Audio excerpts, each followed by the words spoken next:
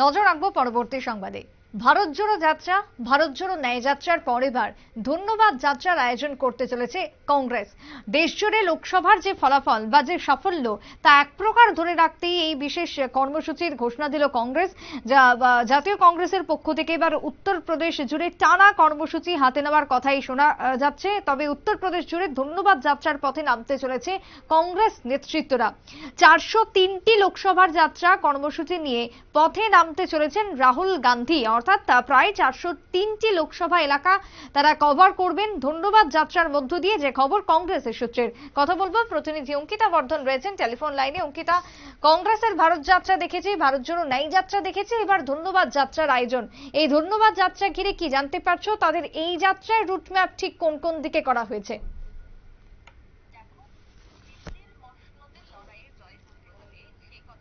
প্রত্যেকেই জানি তা বিহার এবং উত্তরপ্রদেশ হয়ে যেতে হয়, অর্থাৎ দিল্লির মসনদের রাস্তা কিন্তু উত্তরপ্রদেশ এবং বিহার হয়ে যেহেতু যেতে হয়, তাই ইতিমধ্যেই বিহার এবং উত্তরপ্রদেশের দিকে সব থেকে বেশি নজর রয়েছে কংগ্রেসের।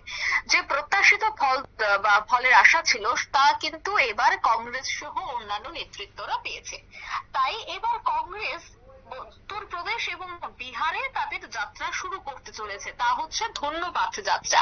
আর এই যাত্রার জন্য এই মুহূর্তে কংগ্রেসের একটি রোডম্যাপ তৈরি হয়েছে। সেই রোডম্যাপে দেখা যাচ্ছে যে 403টি কেন্দ্র, অর্থাৎ 403টি লোকসভা কেন্দ্রে সেই যাত্রাটি যাবে, অর্থাৎ ধন্যবাদ যাত্রায় কিন্তু উপস্থিত থাকার কথা রয়েছে রাহুল গান্ধীর।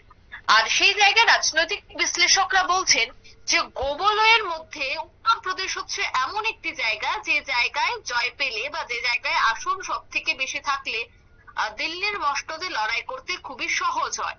তাই এবার উত্তরপ্রদেশকে কিভাবে হাসিল করা যায়, কয়েক বছরের মধ্যে উত্তরপ্রদেশের রয়েছে বিধানসভা নির্বাচন, আর বিধানসভা নির্বাচনের আগে কিভাবে উত্তরপ্রদেশ সহ গোবলয়ের বিভিন্ন জায়গা দখল করা যায়, তার জন্য কিন্তু এবার ধন্যবাদ যাত্রার মতো যাত্রায় অংশগ্রহণ করতে চলেছেন রাহুল গান্ধী, এমনটাই রাজনৈতিক মহল বলেছে।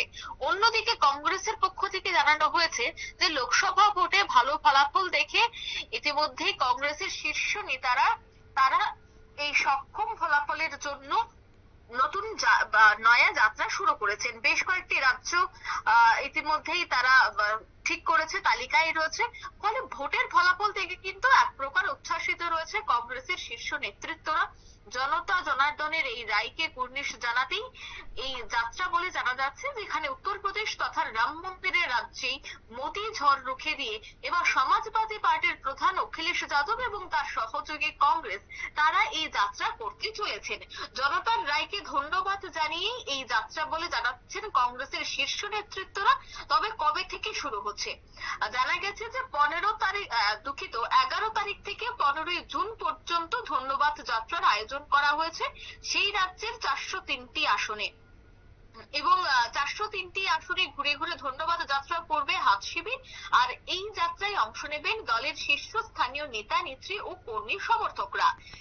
এবং যাত্রা চলাকালীন বিভিন্ন সম্প্রদায়ের মানুষকে ধন্যবাদ জ্ঞাপনের পাশাপাশি সংবিধানের একটি কপি তাদের হাতে তুলে দিয়ে সম্মান জানানো হবে।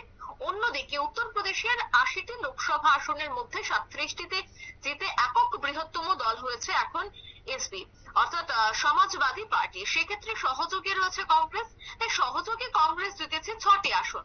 তাই দুই দলই এবার ইন্ডিয়া জোটের ছাতার তলায় এসে জয় হাসিল করেছে। অন্যদিকে যোগী আদিত্যনাথের রাজ্যে প্রধানমন্ত্রী মোদীর দল 33টি লোকসভা আসনে জিতেছে। তাই সেক্ষেত্রে এবার কিভাবে বিধানসভার আগে ইন্ডিয়া জোটের ঘাঁটিকে মজবুত করা যায়, কংগ্রেস তার ঘাঁটিকে মজবুত করতে পারে, তার জন্য কিন্তু উত্তরপ্রদেশের বিভিন্ন জায়গায় এবার যাত্রা শুরু করবে কংগ্রেস এবং অখিলেশ যাদব তিনিও থাকবেন এই যাত্রায়। আর এই যাত্রার নাম দেওয়া হয়েছে ধন্যবাদ র্যালি। অর্থাৎ ভারত জোড়ো যাত্রার পর কিন্তু এবার আমরা দেখতে পাবো যে গোবলয়ে ধন্যবাদ যাত্রা, যে যাত্রা শুরু করবেন রাহুল গান্ধী, যে নয়া কর্মসূচি, সে কর্মসূচিতে দেখা যাচ্ছে যে একেবারে চমকপ্রদ উত্তরপ্রদেশে ভালো ফল করার ফলেই এই ধন্যবাদ যাত্রা করবে কংগ্রেস। এমনটাই কিন্তু জানা গেছে। একেবারে তাই।